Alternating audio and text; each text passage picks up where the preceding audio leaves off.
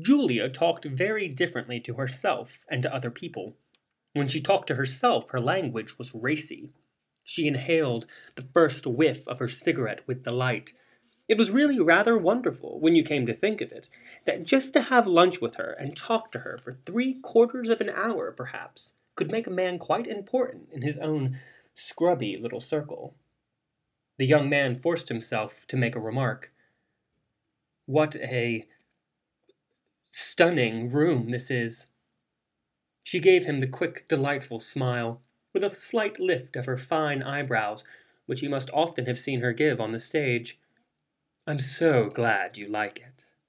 Her voice was rather low and ever so slightly hoarse. You would have thought his observation had taken a weight off her mind. "We think in the family that Michael has such perfect taste."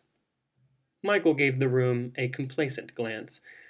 "I've had a good deal of experience. I always design the sets myself for our plays. Of course, I have a man to do the rough work for me, but the ideas are mine."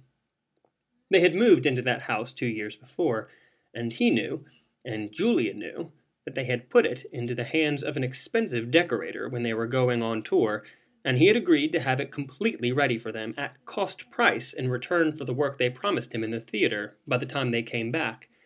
But it was unnecessary to impart such tedious details to a young man whose name even they did not know.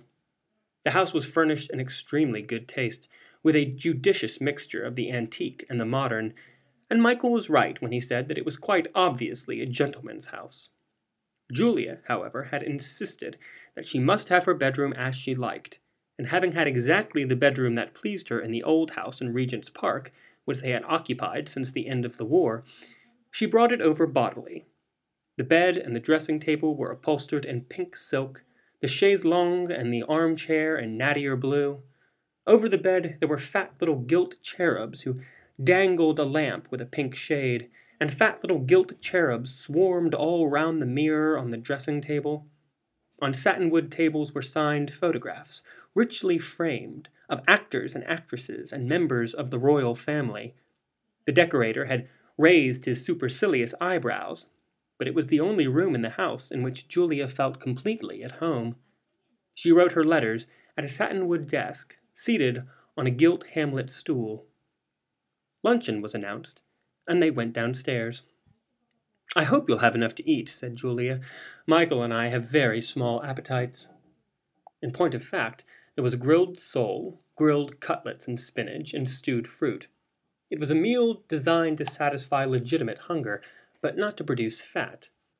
The cook, warned by Marjorie that there was a guest to luncheon, had hurriedly made some fried potatoes. They looked crisp and smelt appetizing. Only the young man took them. Julia gave them a wistful look before she shook her head in refusal. Michael stared at them gravely for a moment, as though he could not quite tell what they were, and then with a little start, breaking out of a brown study, said, "No, thank you." They sat at a refectory table, Julia and Michael at either end in very grand Italian chairs, and the young man in the middle on a chair that was not at all comfortable, but perfectly in character. Julia noticed that he seemed to be looking at the sideboard, and with her engaging smile, leaned forward. "What is it?" He blushed scarlet. I was wondering if I might have a piece of bread." "Of course." She gave the butler a significant glance. He was at that moment helping Michael to a glass of dry white wine, and he left the room. "Michael and I never eat bread. It was stupid of Jevons not to realize that you might want some." "Of course, bread is only a habit," said Michael. "It's wonderful how soon you can break yourself of it, if you set your mind to it." "The poor lamb's as thin as a rail, Michael." "I don't not eat bread because I'm afraid of getting fat. I don't eat it because I see no point in it. After all, with the exercise I take, I can eat anything I like." He still had, at 52, a very good figure. As a young man, with a great mass of curling chestnut hair, with a wonderful skin and large deep blue eyes, a straight nose and small ears, he had been the best-looking actor on the English stage. The only thing that slightly spoiled him was the thinness of his mouth. He was just 6 foot tall, and he had a gallant bearing. It was his obvious beauty that had engaged him to go on the stage, rather than to become a soldier like his father. Now his chestnut hair was very gray, and he wore it much shorter. His face had broadened and was a good deal lined. His skin no longer had the soft bloom of a peach, and his color was high. But with his splendid eyes and his fine figure, he was still a very handsome man. Since his 5 years at the war, he had adopted a military bearing, so that if you had not known who he was, which was scarcely possible, for in one way and another his photograph was always appearing in the illustrated papers, you might have taken him for an officer of high rank. He boasted that his weight had not changed since he was 20, and for years, wet or fine, he had got up every morning at 8 to put on shorts and a sweater and have a run round Regent's Park. "The secretary told me you were rehearsing this morning, Miss Lambert," the young man remarked. "Does that mean you're putting on a new play?" "Not a bit of it," answered Michael. "We're playing to capacity." Michael thought we were getting a bit ragged, so he called a rehearsal. I'm very glad I did. I found little bits of business had crept in that I hadn't given them, and a good many liberties were being taken with the text. I'm a great stickler for saying the author's exact words, though God knows the words authors write nowadays aren't much. "If you'd like to come and see our play," Julia said graciously, "I'm sure Michael will be delighted to give you some seats." "Oh, I'd love to come again," the young man answered eagerly. "I've seen it 3 times already."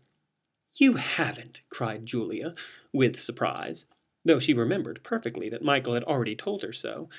"Of course, it's not a bad little play. It's served our purpose very well, but I can't imagine anyone wanting to see it 3 times. Well, it's not so much the play I want to see. It was your performance." "I dragged that out of him all right," thought Julia. And then aloud, "When we read the play, Michael was rather doubtful about it. He didn't think my part was very good. You know, it's not really a star part. But I thought I could make something out of it. Of course, we had to cut the other woman a lot in rehearsals."